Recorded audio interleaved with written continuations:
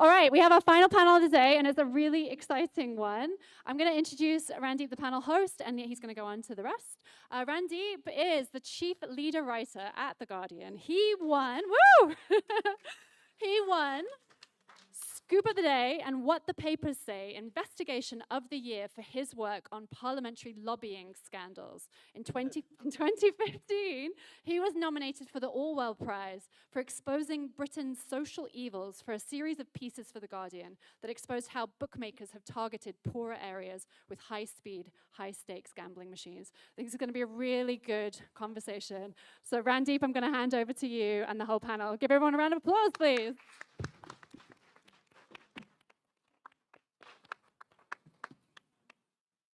Thanks very much. We've got this room for about an hour and 10 minutes, but we have to be out of here in an hour and 10 minutes. So I'm going to quickly go through who's on the panel. We're going to talk a bit about what we've just seen and get each panel member to describe their thoughts. Then each one of them I'll ask questions, and then I'll talk a little bit about the media, because I've been asked. But I'm going to introduce people first, and on my left, as always, is Zack Polanski. He's the leader of the Green Party, if anyone hasn't heard. I see you brought your fan club. Yeah. He describes himself as an eco-populist, combining strong environmental action with radical social and economic justice. So lots of people agree with that here. He argues the climate crisis and the cost of living crisis are connected. And his win, I'm told, signals a shift towards a more visible, combative Green Party, one that intends to challenge both Nigel Farage on the right and the Labour Party from the left. I'm sorry, my voice is never knowingly undersold, but I will shout louder. To Zack's left is Mark Hooper, who is a Plaid primary councillor in the Vale of Glamorgan. Mark's professionally qualified as an accountant, I read. and has also worked in business and was a special advisor in Plaid Cymru's cooperation agreement with Labour. He's running for a Senedd list seat for, I won't pronounce it, a super constituency in Wales for the upcoming Senedd elections. Good luck. And then to his left, so the very far left, is Sasha. Sasha Josette is the co-director of the Working Class Climate Alliance, where she combines leadership with frontline organising and strategic work. She's also worked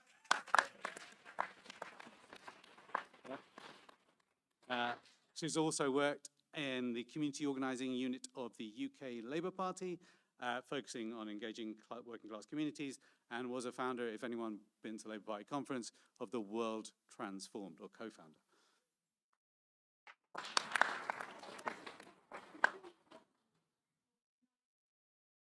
Oh, really? Right. Okay. Okay, well, maybe I'll hold the mic, sort of like James Brown. Okay, so first of all, we both very much enjoyed Stephen and Stephanie's talk, obviously, and I'm going to give each of the panelists a moment, or a few minutes, to talk about what they gathered from it. And obviously, what we're interested in is the fact of a monetary sovereign government, like the UK, that austerity is always a political choice. So first of all, I'll ask Zack what he took away from those presentations and why they are important in the current moment. Thank you very much, and thanks everyone for the warm welcome.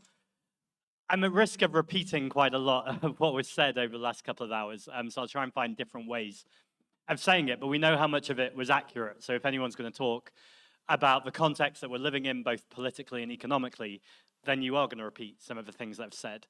Things like anything we can actually do, we can afford, and to move the question away from the obsessive questions from the media, and no offense to Randeep, how are you going to pay for that? How are you going to pay for that? As opposed to actually, what does vision look like? What do we look like as a society when we stop obsessing about those questions and start to go together, what can we actually achieve? If we know we can afford renewable and sustainable energy, what does it look like when we create lots and lots of jobs that can be in the public sector, in trade unions that are paid properly, people are given dignity and care at work, they actually get proper sick pay? What does it look like when we start to value our teachers, our carers, when we build the schools and hospitals? And rather than obsessing again about where we're going to get the money from, recognize what a sick society we have right now, both through the pandemic and the lack of actually investing in our society to make sure we have a population who can't just work because of some neoliberal ideology, but can work because they find joy in that, they find purpose in that, they find community in that. And I suppose if we look at, rather than how can we afford it, if we go, how can we not afford to tackle the climate crisis? How can we not be the beavers, to use Stephanie's metaphor, and start to put in nature restoration, make sure we're protecting our society, and recognize that if we didn't live in a huge unequal society right now, and we said we needed to change everything, it would be quite a hard gig for politicians like myself to turn to the nation and say, we've got to change everything right now to tackle the climate crisis. But actually, we live in a deeply unequal society, whereas since the pandemic, billionaire wealth in this country has doubled, whilst our assets have been stripped away and poor people are getting poorer. And as we've heard over and over again to conclude in these final remarks, none of these things are natural. They are all the result of political choices, and we can make different political choices. With a sovereign currency, we can decide what we spend money on, and we can afford it, because if we have the resources to do it, then we can do it. And so the final thing to say, and I was really pleased to see Kate Rayworth up there with Mariana and with Stephanie, because ecological boundaries are important. I don't want anyone to take away, and I'm sure you wouldn't because you've been here for a day, as well as your previous experience in this. This is not free license to destroy the planet. That's what's happening right now under the status quo, incidentally. We have one of the most nature-depleted countries in the world, and we have a Labour government in hock to private developers saying that you're a NIMBY if you don't want to destroy nature and you don't want an unaffordable house to go up that no one will ever go in. But actually, if we build all the council homes that we need in this country, making sure we're building on brownfield sites, as well as protecting nature, we can both afford that because we need to afford it and we need those homes. And we can also make sure that we're not pitting nature against the homes we desperately need. I was going to say finally, but I've said finally twice. So I'll end my beginning comments then. I'm looking forward to the questions. Thank you.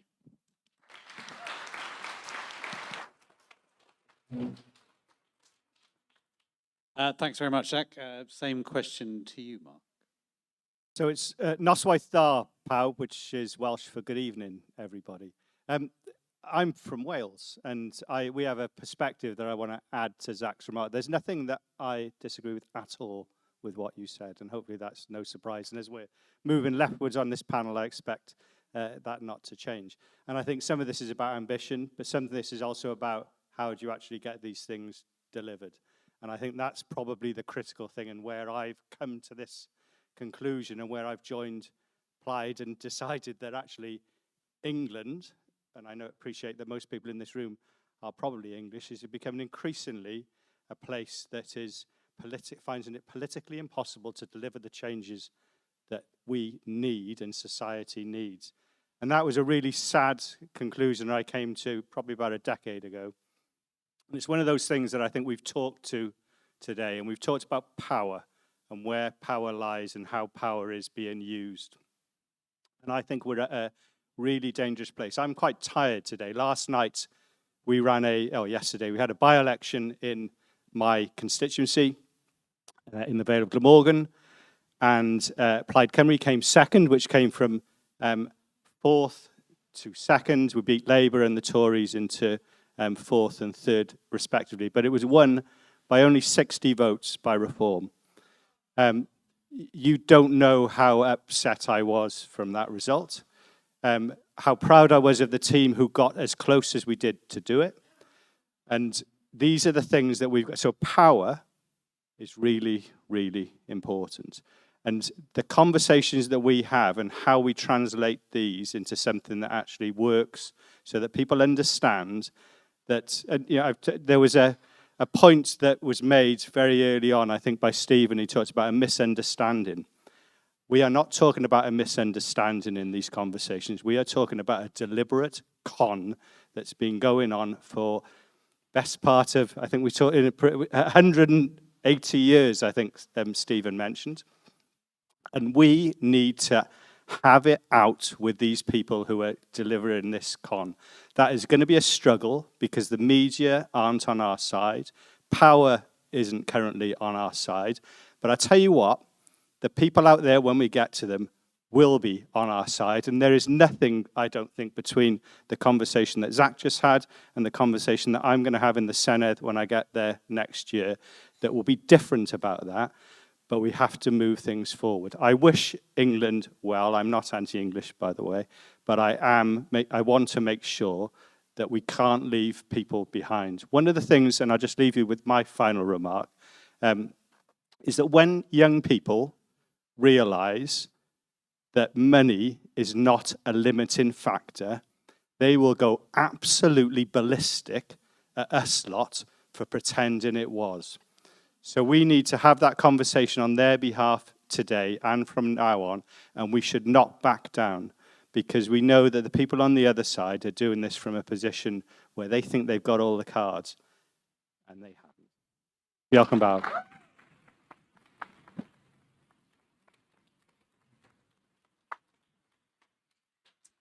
And Sasha, same question. Can you hear me? Yeah, okay, great, because I'm really bad at holding the mic.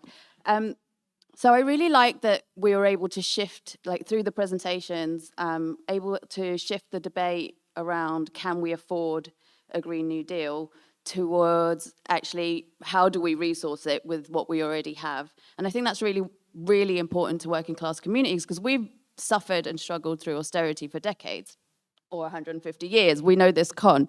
And so the idea validates us in a sense that governments should and can invest in jobs, in green infrastructure, in housing, in healthcare, and we're not constrained by this con of like our household budget expanded into a government parliamentary sense, which is what we've always been told and knew that was something like not quite right about that. Like we inherently know that that's bullshit.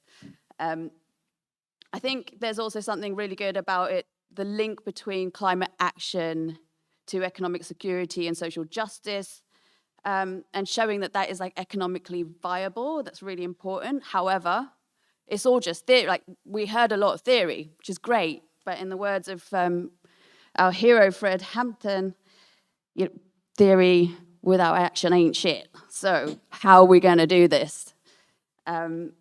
Like, how do we turn the theory into real localized strategies that actually meet the material needs of working class people today?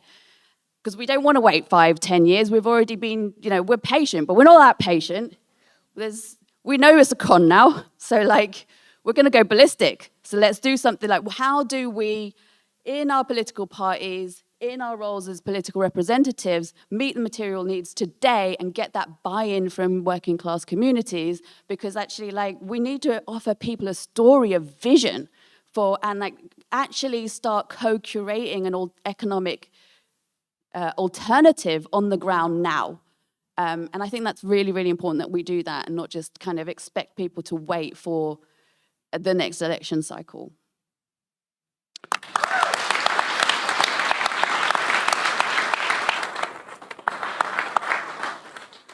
So that was very interesting. From three different perspectives, if you like, from Zack's perspective, leading essentially an environmentalist party facing the crisis of the moment.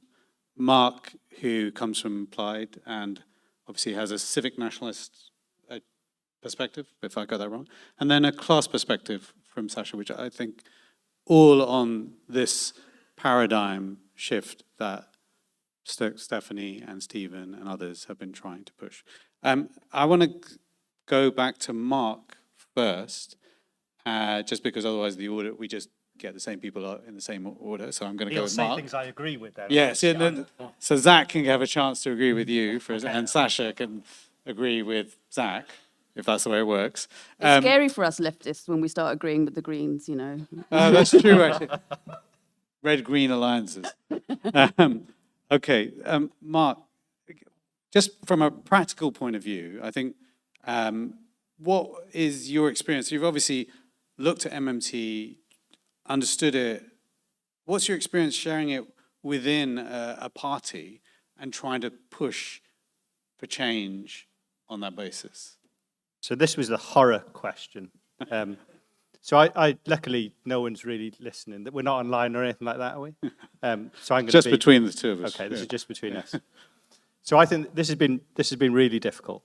It's been really difficult for a number of reasons. If anyone has the interest that, you know, we're interested in politics, and when you're interested in politics and things like polls and you see them going in, Plaid's been doing really well in the polls in Wales recently. And we are expected at the moment to be leading the government in Wales from May 2026 is the way the polls look. So in the same way as Keir Starmer had a Ming Vase strategy for the last general election, there's a real risk that we have the same thing in Wales. So having conversations that stretch the boundary is a tough gig to do. The problem with not having those conversations, you get stuck in a paradigm that delivers, I don't know you well enough to swear in front of you, do I? Oh, go for it. That delivers fuck all. And whilst it does that, we leave our children, in Wales, we're on the trajectory to hit 40% of our children being born into poverty. When you start to challenge that and say to people, this is abhorrent, and we have a political system that could solve these problems, when we have people who cannot find a house to live in, these are things that are societal problems. With economics, I find that some of the time, it starts from the wrong place. When we talk about, you know, how much money we have, we bring economists in and they tell us things that they want us to hear. What we never do is start with a society that we not just want to create, but we need to create, because we can do it. And this is the stuff that is a real challenge. Now, I think for me, and I'll just finish on this, the opportunity for Wales will not happen within a devolved settlement. For any of you who, any devolves, their devolution is designed to fail. It was always designed to fail. So you have to look about, goes back to the power question.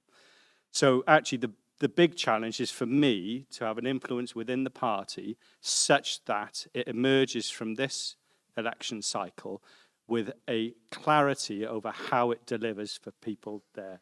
And luckily, I said all this in my selection process, so I have nothing to fear from the party of saying, well, you didn't say, you know, so I've not been confined into a small little box that you must say this or do that. But it's, thanks for the question. I really appreciate that.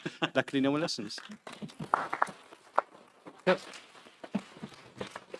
You don't get away that easily, unfortunately. There's some other questions. So you've obviously I can see the resistance from the party, and you've got polls coming up, elections coming up, and you know there will always be difficult conversations when it comes to campaigning. How's it worked with the Welsh public? Have they been receptive to you taking on a sort of MMT framing? So I think we're at the start, if I'm honest with you. I think this is what's been interested in Wales recently is that there's been an increased interest in independence. And that interest, when it comes to young people, is really quite high. So in a recent poll, 72% of people aged 16 to 24 supported independence for Wales. That isn't because they think the flag of Wales, although it is better than any other flag. What it is they are the people who are at the brunt of the shit that's being delivered. And they're now starting to say, how do we change this? I don't think this is any different to any other, when people have been at the brunt of it, when they're actually standing up to it. So I think this is the challenge that we've got to lead into. So I think there's audience who are receptive. Although, and this is just, we had an event in Cardiff a couple of weeks ago, and someone said to me, the thing is, Mark, you've got to be really careful about utopianism. And I took exception to that, not because I don't believe in utopian. I think you'll never get to utopia. It's something that's always there.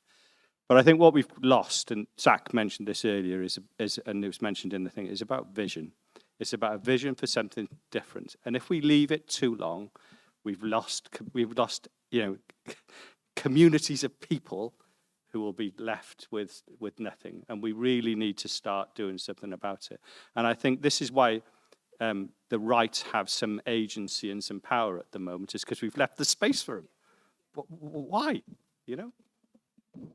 And obviously, winning the Senate elections would be, presumably in your view, a stepping stone to an independent Wales. But before you get there, does MMT help you in the context of what is essentially a devolved budget from central government? Does it give you any narrative, any political sway, any different framing that could be used? Or is that something you haven't kind of come to because you've got to get through the party machine first? So this is really easy, I think. I think the issues, so I didn't come to independence because of any other reason than felt we needed to change things. I couldn't see the UK. I felt the UK was a failed political entity to deliver against the issues that we've got. I can level all of that against the UK. You know, we've got a treasury and a government machine that effectively refuses to do the things that we need to do. I can set that in a Welsh perspective. I think it's really easy to set it in a Scottish perspective, an Irish perspective, an English perspective, a regional perspective. So I think this is really, so I'll do it from a Welsh perspective. And I think that will land and people will just go, you know, why are we doing these things that fail us? And I think that's really, but people see it. I don't think this is an open door.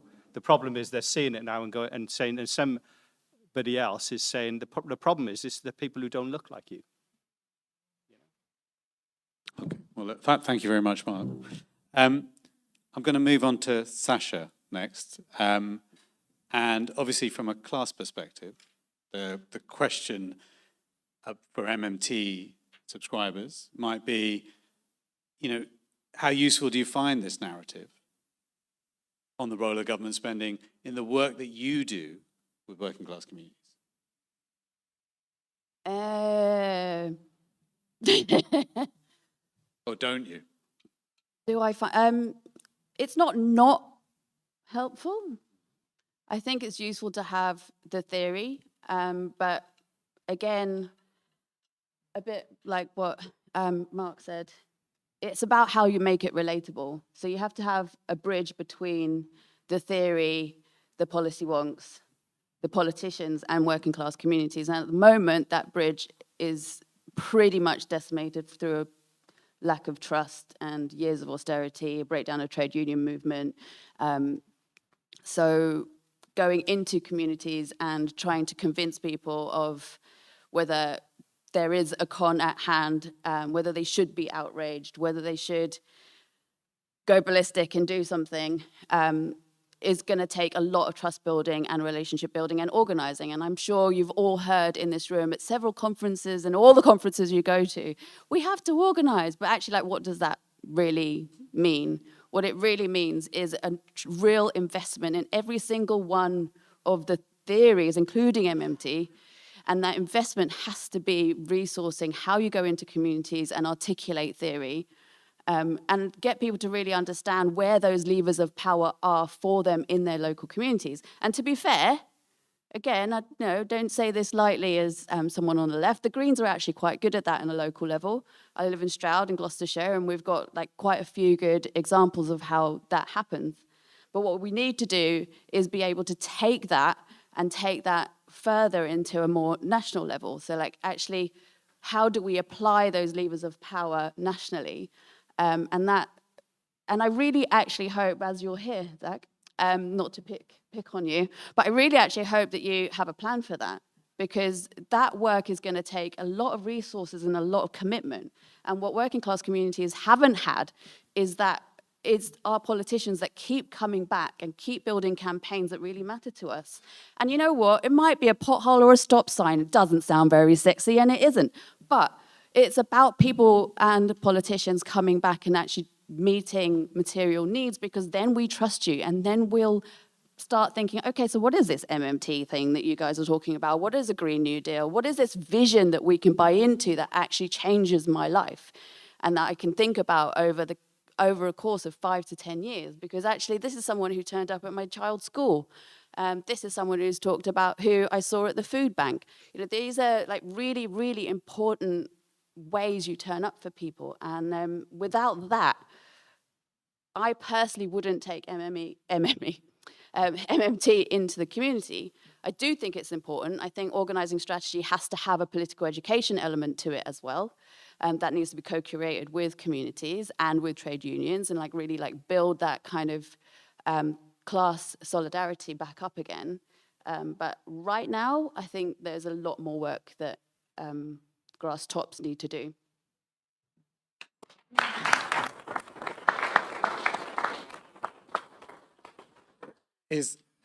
Maybe I'm being provocative, I don't mean to be, but is that because in the communities that you're working in, they might say to you, this sounds like it's from a lecture hall, we don't need to be explained about the monetary function of government. What I've bothered about is food on the table, the job that, doesn't happen, the fact we don't have a library. Although, is it more those concerns, which are real, necessary concerns? Is that what is the function otherwise of an alternative ideology when it comes to economics? Because at the heart of MMT, that people may argue, is the job guarantee program, which is providing good jobs, stable jobs for working class communities to have countervailing power in the marketplace. How do you get that, institute that? How do you smuggle those ideas and still meet people's concerns, daily concerns? Well, you don't need to smuggle it because people are interested. But the other part of that is that people already have the solutions, because as the handouts have been so shite, we've had to come up with solutions of our own anyway. So the real job for policy folk and for politicians is actually come and listen to the solutions that people already have. We are interested in climate policy. I cannot tell you how many times I've sat in campaign meetings and election strategy meetings in a particular party that I may or might not have worked in, and been told that climate policy wasn't important to working class communities. And it was an absolute horror.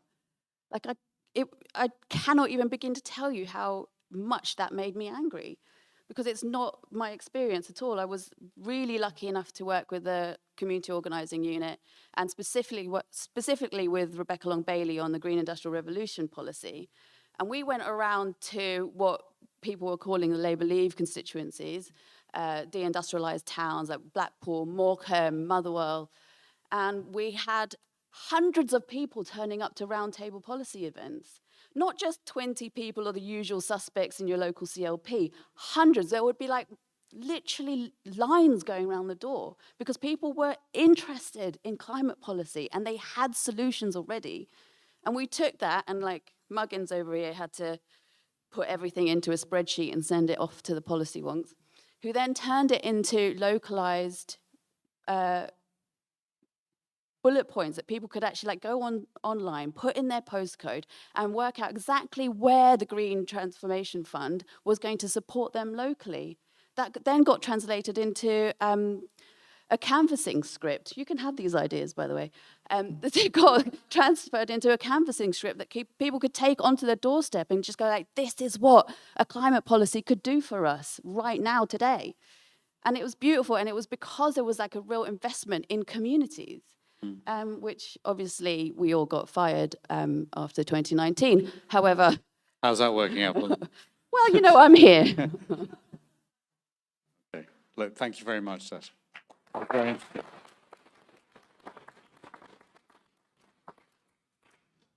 Okay. I'll take those canvassing scripts, by the way. You can have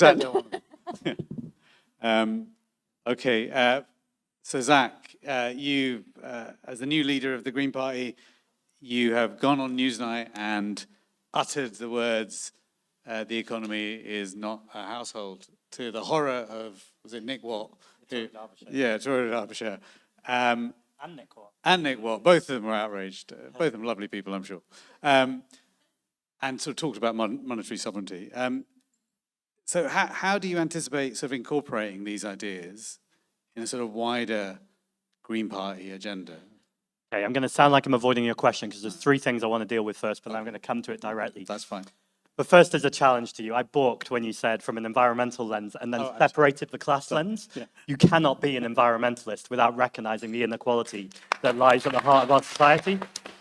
Whether that's on an international level from the global south through colonialism and empire, where we have extracted that oil and gas and as Stephanie and Steve were talking about earlier, the deep inequality that still exists in our financial markets, to the hyper-local, where incinerators are never built in wealthy middle-class areas. They're always in areas of working-class communities and or black and brown people.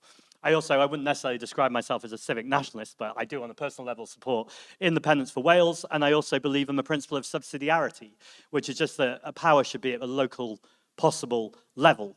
And so that comes to a lot of what Sasha was saying, and I think I might be new to you from some of the things you were saying, because I've been elected in London for the last few years, and the community organising approach has always been at the heart of my work. And actually a lot of the people around Rebecca Long-Bailey's campaign have been helping me out in my campaign. And so we've got those canvassing scripts, and I really appreciate them, and I think we're looking to develop that model too. In terms of MMT, so this might be where I lose the room, but it's also the honest truth, and I think it leans a little bit to what Sasha was just saying. I don't think we need to talk about it. I think if people are interested, and absolutely if working class communities are interested, we should never come from the patronizing, oh, you won't be interested in this because it's complicated and it's theoretical. But I do think most people just want things to work. They want food on the table. They don't want their bills to go too high. They don't want water companies to pump sewage into our water and charge extra for the privilege. But actually, in terms of theory, and I don't just put this with MMT, I put this with any political theory, I think most people switch off. I think they just want people who will speak directly. In fact, they don't want people to speak directly. They want people to actually make change in the community, to keep the community library open, to make sure we've got public spaces that are green and pleasant, to make sure that public transport runs on time. To come to something Mark said, which I can't take credit for this phrase. Someone talked to me the other day about throughtopia. So we're never going to get to utopia. But so often we talk about dystopia. What does it look like when the wildfires and floods come? And of course, they're here already, particularly around the world and again in the global south. But we also know when we saw fatalities in Valencia, it was only a stroke of luck. That didn't happen in England or Wales or Scotland. It was just weather patterns. So sadly, those things are going to come, and they're right here, right now. But if we just talk about the horrors of what the future looks like, we're never using our imagination and we're never using our vision, and we can paralyze people into fear. So I really want creatives and artists and people in conversations, and particularly politicians, to be talking about this moment as throughtopia. What does it look like when we start to tackle inequality, when we actually fund things, when we live lives with shared purpose? And I think that's where this theory does come in place, because ultimately you're removing the barriers. So I don't think you need to be talking about theory. You just need to be recognizing when someone's obsessively badgering you with how are you going to pay for that with money.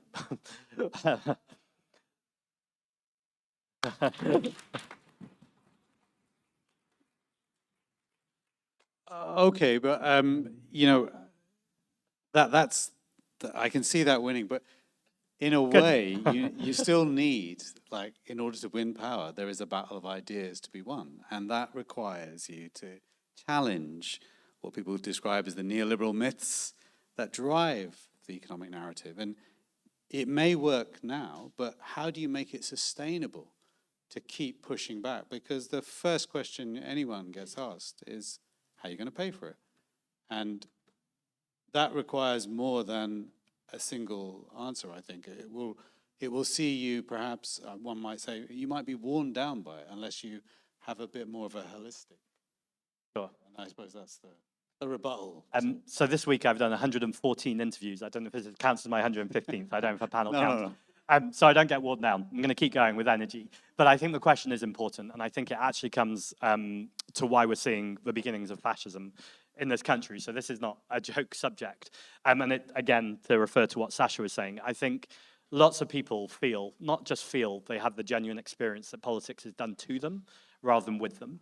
Politicians turn up in communities who aren't from those communities, think they know best for those communities from the top down. And particularly when it comes round to the climate crisis, tell people what the solutions are, and far too often consultation becomes notification.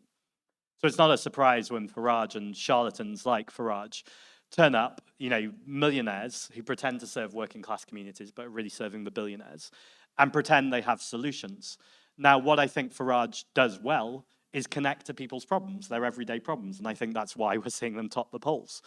The solutions he's offering will frequently make things worse. They're based on magic, and it's absurd that they don't get the same level of scrutiny that those of us on the left do, but that's the situation we live in. And so I think what we've got to do on the left of politics and the progressive side of politics is tell better stories. I think it's about narrative, but those stories cannot come again top down. Those have to be based within the communities. And if I can tangent just for 30 seconds, before I was a politician, I was a theatre actor, and I used to do something called theatre of the oppressed. So this came out in South America, and I always struggle with this word, favelas, some of the poorest communities and oppressed communities. And they would work with people to tell their own stories through theatre and drama. And the actor would play the oppressor, and the audience would no longer be spectators, they would be called spectactors. So as soon as they saw a moment of oppression in the play would stop. Someone from the audience would come on stage and demonstrate a way of dealing with the oppression to tell a different story. The actors would then decide, was that realistic or was it magic? And if it was magic, someone would have to come up with another idea based in material conditions. And eventually, as a group, the group of the wisdom of the crowd, you would then create what could be change. You would then lobby your politicians with what was called legislative theatre to say, all these long words that I struggle with still years later, all the communities have come together and this is our demand for change. And I think there's a lot to be said for that. I don't think you need to do those exact steps, but I think the principles of involving the communities in the co-design, co-production, and then lobbying politicians. I really like that someone who helped get me elected, who was very involved with Rebecca Longdaly's campaign, I heard him say in a small interview, we're going to elect him today and fight him tomorrow. And I actually applaud and support that. No politician should not be held accountable. And actually, it's really important we organize communities to keep holding politicians accountable. Even when they win leadership contests on 85% of the vote, I still want to be challenged. And I think that's healthy for all politicians to welcome that challenge. And that, I mean, you just mentioned somebody that came from Labour to work with you. What's your relationship going forward with someone like Jeremy Corbyn or Zara Sultana?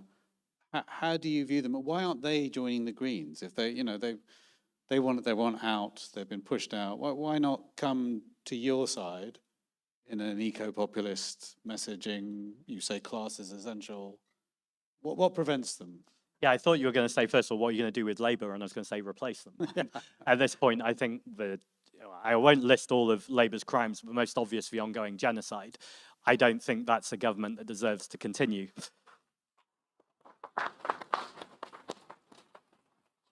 I also think, and then I promise I will answer your question, people often go, but what about Nigel Farage?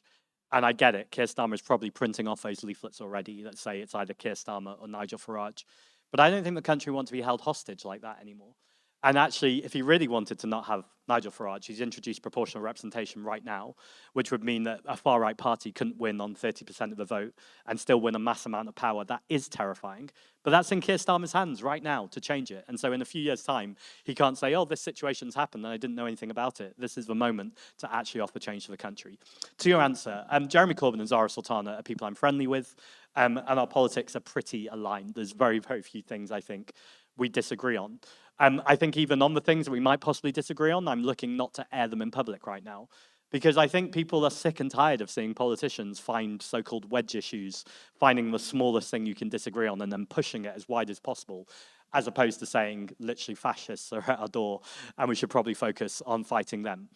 On terms of why Jeremy and Zara haven't joined the Green Party, it's partly a question for them because I have made clear in so many interviews, I personally, it's not my decision, it's a democratic body's decision, but I totally welcome them to the party. I think anyone who wants to see environmental, social, racial, and economic justice should join the party that got nearly 2 million votes at the last election, has 4 MPs, 3 London Assembly members, soon to have Senate members, hopefully, and over 800 councillors.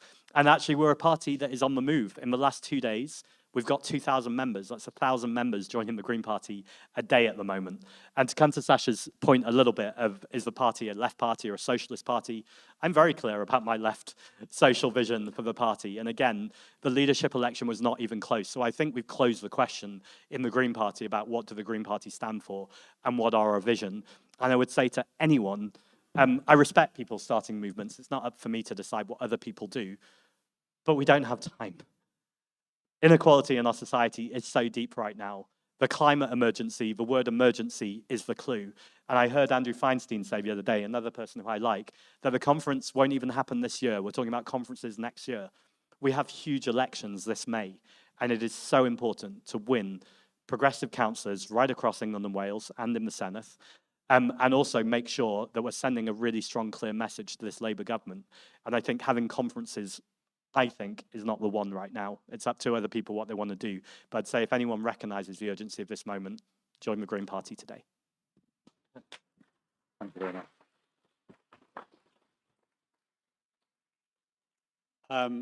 Okay, well, I think you're relieved. I've been asked just to talk very briefly, and I will do very briefly, because I think there are questions that people want to ask, and we've got about 15 minutes left, so I want people to ask them. And Kieran, who organised this, asked me to speak on the capture of neoclassical economics in the mainstream media, and what can we do to counter this? A good question, one I worry about myself. Look, I don't think there is an easy answer, apart from people like you doing this kind of work and challenging the mainstream narrative. It's as simple as that.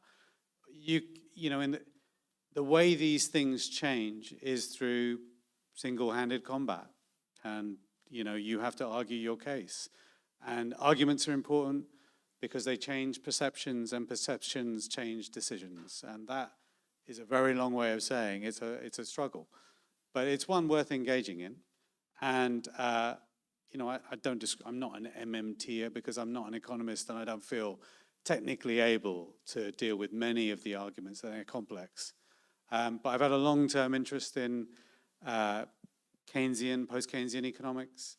And I think it's by far and away the most interesting paradigm and human-centered kind of form of economics, which is why I sort of, people say I write in a style that is recognizable for that view, and that's one small thing that I'm doing. But it will take, I think, for the academia to change, for power to change, it will be a long time. Now that can be hastened. I mean, if you wait long enough, it's one funeral at a time, and you might get there in 100 years or so. But it probably requires a crisis of some kind. And you must take heart from the fact that actually there have been these events that have changed the way that we think about economics. 2010, the financial crisis, definitely changed the way we thought about economics. In fact, I think the rise of MMT closely follows that trajectory, where you see people suddenly realize, oh, hang on a minute, lots of money being printed, quotes, and inflation nowhere, and interest rates being cut to zero, inflation nowhere. You know, the contradictions, the failures of the mainstream narrative to account for these things they said that would happen and didn't happen go a long way. Those failures were compounded by the pandemic, in which, again, I think was the triumph for a lot of the MMT thought, because it showed you, you know, as the quote keeps on saying, anything you can do, we can do, because money wasn't an objective. And in fact, the central bank engaged in effectively direct monetary financing of the British state, something that they had forgotten, unless we go back to Keynes. And subsequent to that, the climate, I mean, overshadowing all that is the climate crisis. And that has had a real impact. You know, ecological economics is now a mainstream orthodox dissent. And well, for good reason, because a guy called William Nordhaus, who was a Nobel laureate, I think, in economics, got it completely wrong when he worked out what would actually happen with the numbers. He was a mainstream economist. Since then, ecological economics has become something widely accepted. Behavioral economics. When Kahneman and Thaler win the Nobel Prize, you know things are changing. Now, the differences, I think, between something like MMT and much post-Keynesian thought is someone like behavioral economists or someone who engages in ecological economists, not all of them, are generally considered orthodox dissenters.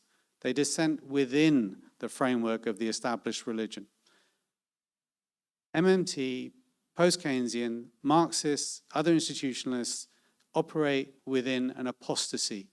They want to repudiate the actual tenets of the economic religion that is being sold. And that's a big difference. That will take something much more, in my view, something much more fundamental to change.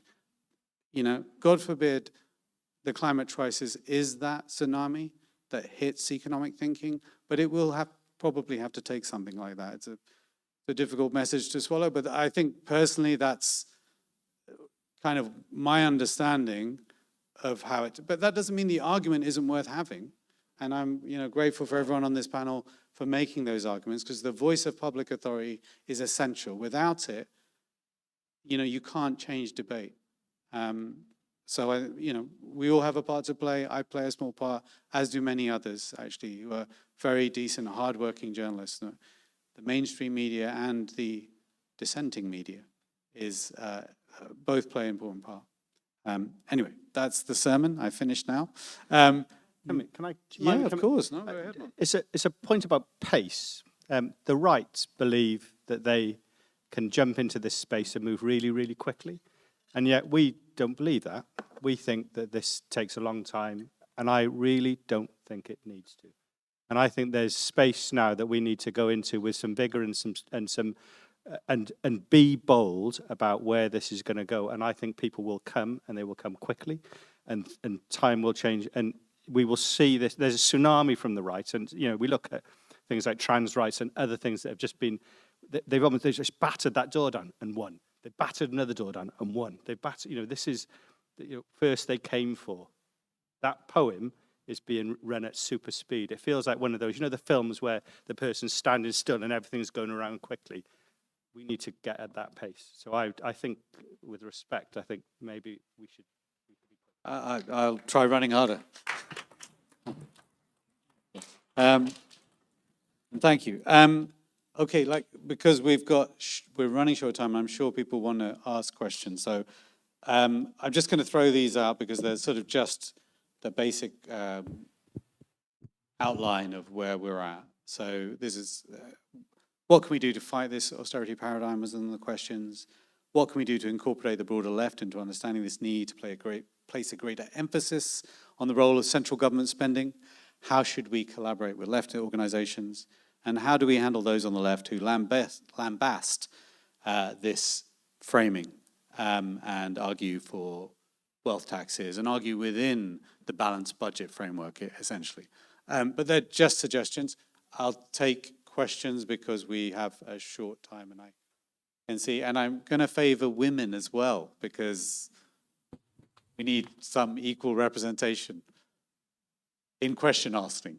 Hello, my name is Nettie Pearson, and I'm a member of the Green Party, and I'm very excited about the proposed financial and economic policies we've got in store. One of the things that you talk about a lot, Zack, is taxing the wealthy. You talk about 1 or 2%. They don't mind that, 1 or 2%. Did you get anything from the film about how you affect the wealth, how you tax them and what sort of level you tax them at and why? Yeah, so it relates a little bit to what Mark just said about pace, because actually I agree we need to go faster, and I've got a note of caution, which is you need to be in rapport with the public and journalists, actually. So if you go too fast, from all the interviews I've had this week, I've really noticed when I look in journalists' eyes, there's kind of 3 sets of journalists, there's lots more than that. But there's the journalists who have absolutely no idea what I'm talking about. So I'm talking about, I don't mean that rudely, I just mean they've never come across this theory. And so I think they assume I don't know what I'm talking about, but I sound confident, so they just don't challenge me about it. There's the journalist who's totally on board with this and thinks it's great and thinks I'm a bit mad that I've dared to go there, and then gets kind of curious to try and get me to go faster. And then there's the ones who understand it but are protecting wealth and power for whatever reason, I'd suggest because they're being paid by the wealth and power, or the organization's being paid by wealth and power, and then they go for it quite viciously. So when I talk about taxing the rich, I've often changed my language to say tax the rich to tackle inequality. For those of you who have been in the Green Party for a long time, we used to say tax the rich to fund public services. Now, I'm not going to lie, you may still hear those words come from me, and that's for 2 reasons. 1, habit.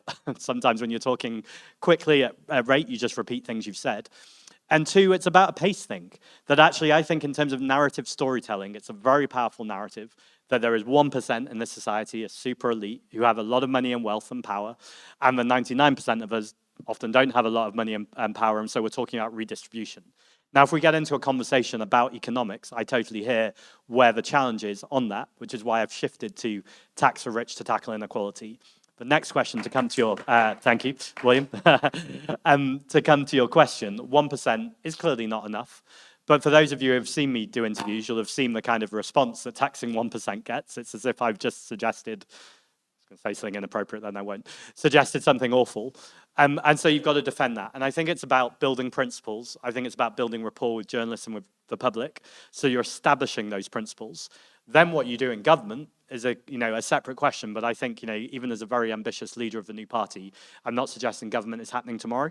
So I think my big challenge for me and for the party is to build up a narrative, to build up a vision, and also to start challenging the neoliberal ideology. But if you go too fast, then you just get lost from the conversation. So I think it's about nibbling away at the edges, pushing the conversation, and doing that every single day. And I do accept Mark's challenge, although it wasn't a challenge to me, it was a challenge to all of us.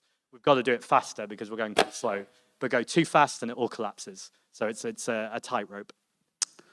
Sasha, can I just ask you, because, it's the preserve of the left, really, the sort of taxing the rich. Does it come up much in the sort of communities that you speak to? Has it been vanquished from their heads by, 40 years of worshipping wealth creation, for a better phrase, one of a better phrase?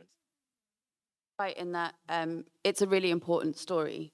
It identifies a very clear baddie, if you like, So I think on the ground, that still resonates and it's still really important.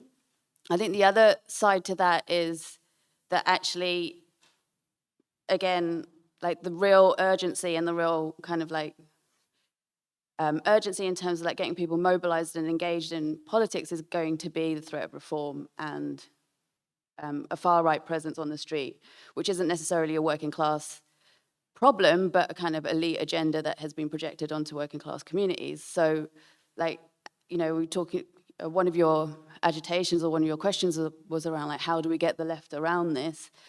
Well, one really important thing is that we're not distracted by different variations of what the left is. We do need to coalesce around, I'm not going to give away who I think we should coalesce around, but it's probably quite obvious. But I think we do need to coalesce around a particular political party and candidate. We can't, I understand there are lots of different left formations that are happening. We've got Zara and Jeremy who are coming through, but it is still a very great big database. We have a party now who are doing something really important that we can actually kind of organize around. And telling this story about taxing the rich, understanding who our baddies are on the ground and how we actually counter them in real life become a much more important story. Thanks. I'm going to take a couple of questions. Down here, William. Is there a mic? Thanks. Sorry. Firstly, thank you. It's been really interesting so far. I just kind of wanted to pick up on the wealth tax position. And I'm trying to look at the lens and how it's useful for the three of you. And I'm kind of settled on this observation that there's about £160 billion, that's the last year, that's been paid on interest on government bonds. So there's 160 billion that's been paid to the wealthiest in society, and we would all say that's by choice. And I think when you put that into context, and I'm chairing the NHS panel tomorrow, the NHS budget in England's 185 billion a year. 160 billion is paid on interest on government bonds, and Warren Mosler calls that universal income for the wealthy. And I would just love to hear that as part of the narrative, because, Zack, you've been very vocal on wealth taxes, and this is redistribution, but we're talking about pre-distribution here. So if we stop 160 billion being paid to wealthiest in society, the framing that we would all agree with as MMTers matches your, what else could you do with that money? But I really think there's areas that using the lens can focus on. I think that helps a class lens when you're saying, why is this money being paid to the wealthiest in society? And a lot of it's inflation-based. So they can't lose. And Mark, I think you can shovel this against Westminster and saying, why is this happening in Westminster? This is affecting Wales. And I think for you, Zack, you can say the same. Why is Labour and Conservative and the other parties talking about this? So I would love to think about how you use that lens that we've given you from MMT to look at things that you can push up against and not focus on what seems fairly generic in this idea of a wealth tax. Okay. Is there another question?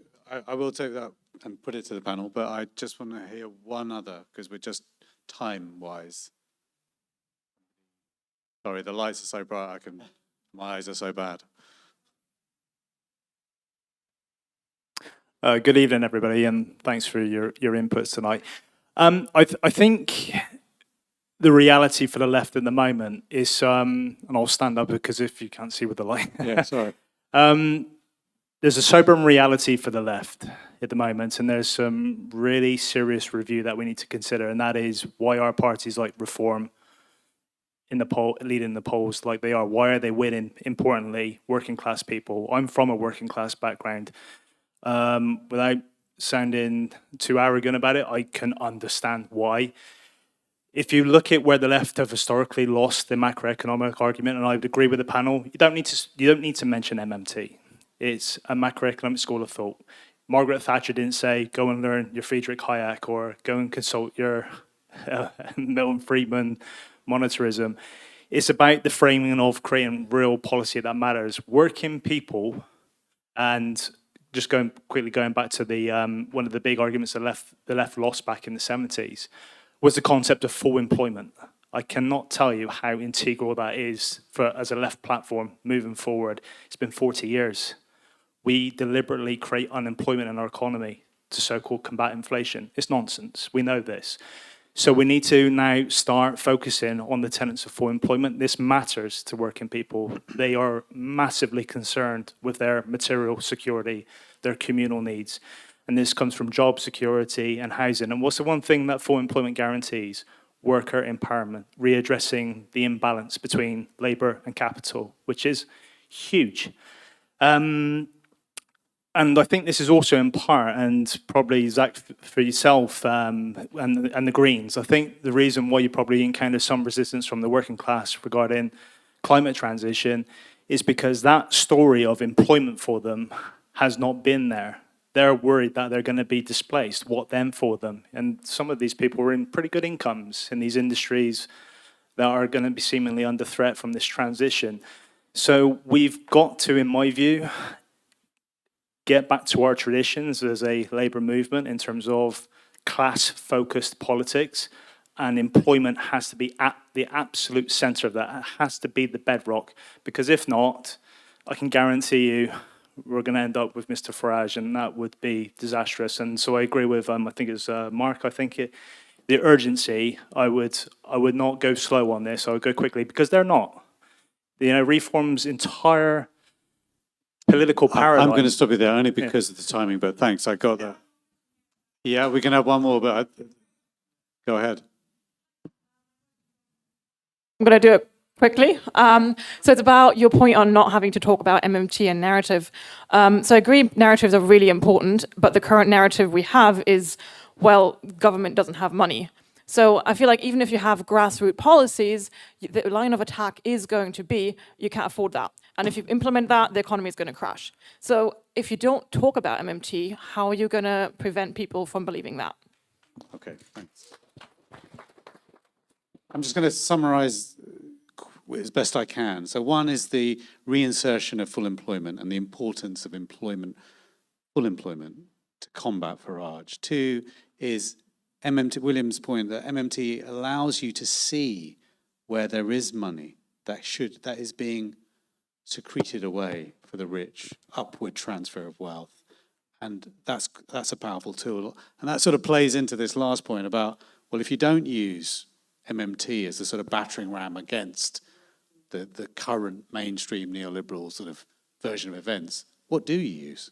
So does everyone want to take one of those questions in turn?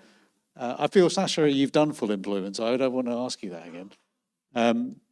Yeah, you go. I'm going to generally deal with the three of them, but as one question. Fine. The first thing I want to just establish is that lots of working class communities are voting Green. Lots of Green councillors are working class, and actually there's a myth often in the media that working class people don't vote Green. But if you look at somewhere like South Tyneside, we've got lots of councillors there. My deputy leader, Motin Ali, is a working class councillor from Gipton and Hare Hills, a working class community in Leeds. And when you look at the polls in terms of where working class communities are voting, they're voting more and more Green. On my first day of my leadership, I did two things in 24 hours. The first thing saying, I went to United Voices of the World. This is a migrants' union. It was a statement of intent. I was demonstrating that when you essentially look to care for some of the poorest communities and look to raise their living standards, you're raising living standards for everyone because inequality badly hurts everyone, including the wealthiest. I then went to Clacton the next day with Peter Walker, actually, Randeep's colleague, and had hundreds of conversations on the street while this Guardian journalist watched on. And conversation after conversation, people quite quickly decided that Farage wasn't the answer, even people who had voted for Farage. And one guy who was absolutely fascinating told me he'd just come out of prison. He was an Irish migrant. He said, I don't hate migrants, I'm Irish, it's literally in my blood. But look at my community. These are his words, not mine, it's a shithole. How can you tell me we can have more migrants when you can see here? And we had this conversation that was essentially about MMT, the household budget, the national economy. He got it quite quickly. I've just launched a podcast. I'm not here to plug my podcast, but it is number 3 in the country, which blows my mind. It's called Bold Politics, and you can get it on all good podcast platforms. Richard Murphy is coming on very soon, who many of you will know from MMT Lens. But actually, I said to this man, would you have this conversation with me on a podcast? Because I think it's really, really important that people hear these narratives and how they can be challenged quite quickly. So to come to the point, you won't hear me kind of out there eulogizing on MMT. But what you will hear, and you will have heard already for those who have heard some of my interviews in the last week, is talk about national economies and household budgets. Talk about what we can do, we can afford, and jump straight to ecological boundaries being the barrier, that actually the only barrier is our natural resources, our planet. And ultimately, we need to be making sure that we're using spending multipliers, investing to create investment for our economy. And actually, I think most people get that, and most journalists, I see them go, fair enough, and they find another challenge, but you can hear it's half-hearted by that point. Like, I just have to keep challenging you on the money. And I think finally it comes back to what Randeep talked about before. It is energy. I think it's about not being distracted by trans rights or migrants, and I stand absolutely in solidarity with trans people and migrants, but actually a relentless focus on lowering people's bills and public investment, and just saying these things are not barriers, we can publicly invest. And just continuing to say that with confidence and assertion, and just keep pushing through. Thanks. Mark and Sasha, final remarks. Yeah, I just wanted to add with regards to thinking about reform and how well they're doing, and organising strategies, and why we do need to do this kind of work really quickly, is that Reform are doing it on the ground. We had a piece of work in Stoke, and one of the things that came up over and over again is that Reform, well, they weren't calling themselves Reform there, but the activists on the ground were going into single mothers and doing a bit of DIY or bringing some shopping into an old dear, or like they were doing everyday things, buying a pint for someone in the Labour Club the day Farage was coming in. Like, it was just like they are turning up for people. And frankly, the left aren't. We're not doing it. And we're not doing it enough. And we're not doing it to the scale and with a real kind of commitment to trust building that we actually have to do. And that is hugely disappointing. And I'm not saying it as a criticism of the left, because I understand where that's come from.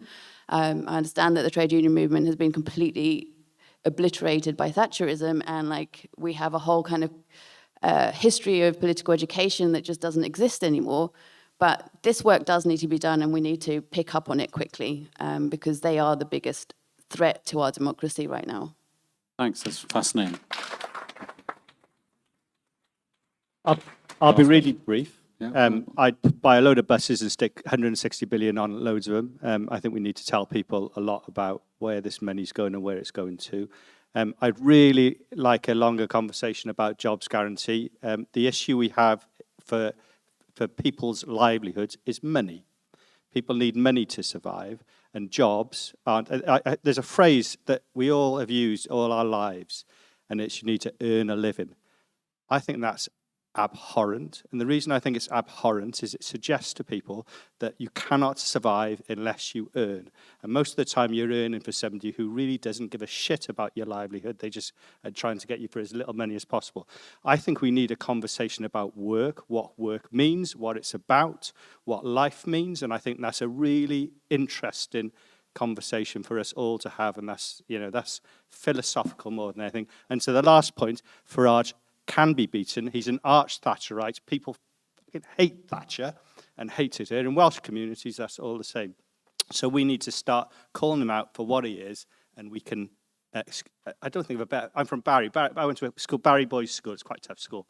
And we can do him, you know? He can be beaten, and we need to beat him and take him on.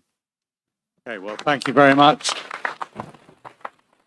Our excellent panel, Zack, Mark, and Sasha. Thank you.